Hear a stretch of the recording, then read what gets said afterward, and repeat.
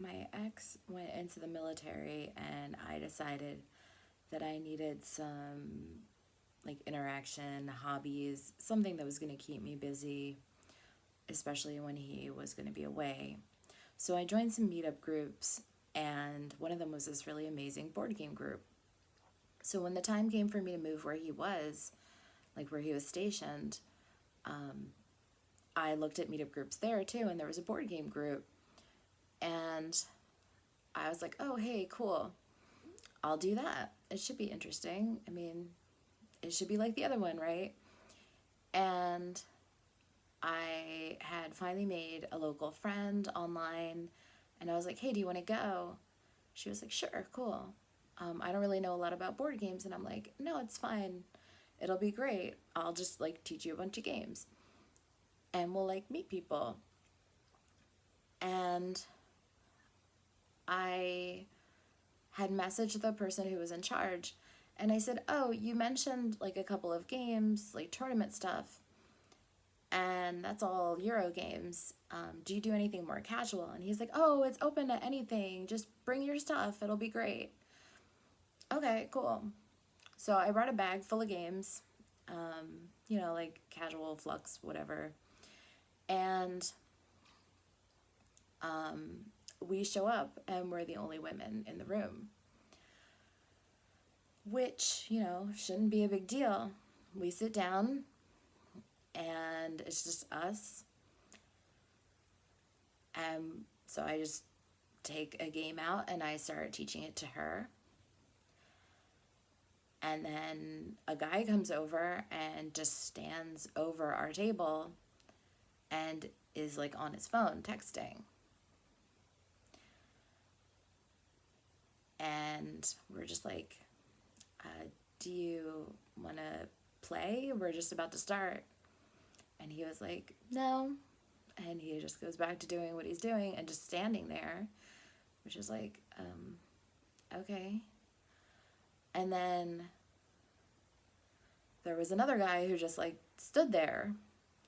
And so we didn't know if like the first guy texted the second guy, and so we said to him like, hey, do you want to join in the next game? And so it wasn't even like they were watching the game. The second guy didn't even answer. He like seemed startled or confused or something. You know what I mean? Like, so we were trying to like diffuse our discomfort by like asking them to join in. But like we didn't know if they were like looking down our shirts, or because they weren't watching. They didn't ask what we were playing. They didn't talk to us. And when we talked to them, we got a one-word response from one guy and nothing from the other person. So we were super uncomfortable. And we didn't know who was in charge of the meetup. And we didn't know who to talk to. And so, like, my next thought was to, like, speak to whoever was in charge of the game store and just be like, hi, could you maybe, I don't know. But that was never going to happen, because as we were sitting there, all the way across the room, we could hear these guys talking, the employees. They were talking about blowjobs. So we just kind of finished the game we were doing, and we ended up leaving within, I think, three quick casual games. So within probably 20 minutes, we just packed up, and I think we ended up just going somewhere completely different and not playing any games whatsoever. Yeah. So it was super bad. It was just probably one of the more uncomfortable experiences I've ever had in a game store. And I can't say it's the only uncomfortable experience I've had in a game store, but it was probably one of the more uncomfortable ones. I did send a message to the meetup guy, and he just definitely said, like, I'm sorry that you had that experience. But he didn't say anything about changing anything, or even, like, he was there, whoever he was there. He didn't notice, he didn't introduce himself. And it was just such a different culture from what I was used to, in terms of, like, leadership always making sure that their pictures were on the group, so that you always knew who was in charge, and introducing themselves to whoever was new, and making sure everybody got a chance to play everything. And just being incredibly friendly and open. And it was so different from that. And it just, there was no room for women there. It was obvious, like it was just blatantly obvious that there was nothing that was going to change about that. And so, I mean, he wanted us to come back. Like he said it in the email. But unless you're going to tell me that, I don't know, you've spoken to the venue person about talking about sexual stuff or doing anything, making sure that we don't feel like there are people literally lurking over us. And I mean, we were I was, I guess, like 36 at the time, because this was like quite a few years ago, and I'm 43 now. So I was about 36 at the time. Both of us are over 200 pounds. Like, we're not talking like we were two hot, sexy ladies. Like, my friend,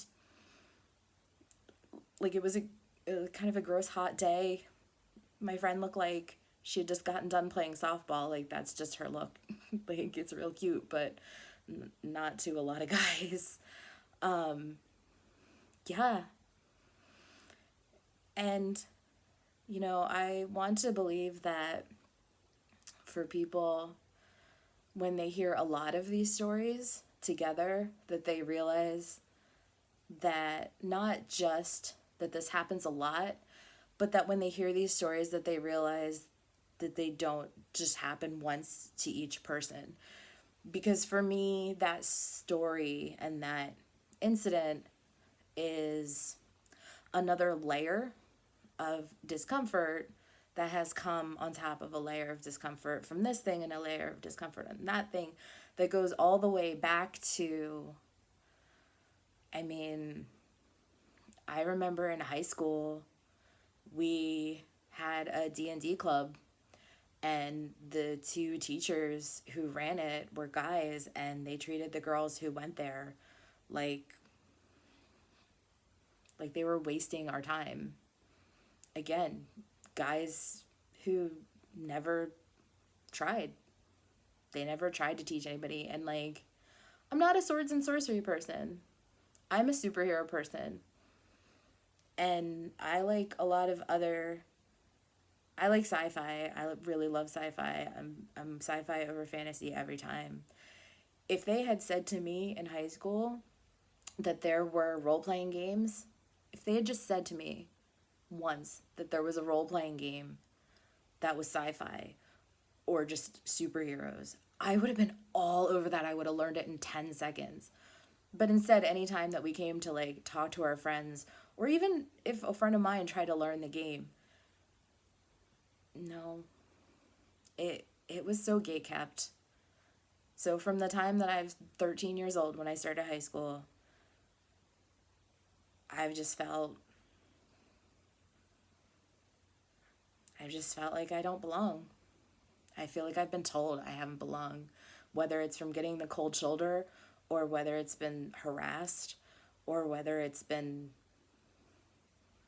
some guy standing over me and not telling me why he's standing over me and making me feel like, is this creepy? I don't know if this is creepy, but I'm real creeped out right now.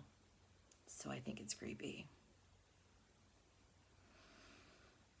So if I'm going to play something, I got to be with people that I feel really safe with. You have to earn a lot of trust with me before I'm going to sit down and play any sort of role-playing game with you. And that's why I've only ever been in, well, I've been in 3 role-playing groups now, but they've always had the same GM every single time, because he is the only person I've ever trusted to run a group and make sure that it's safe for me.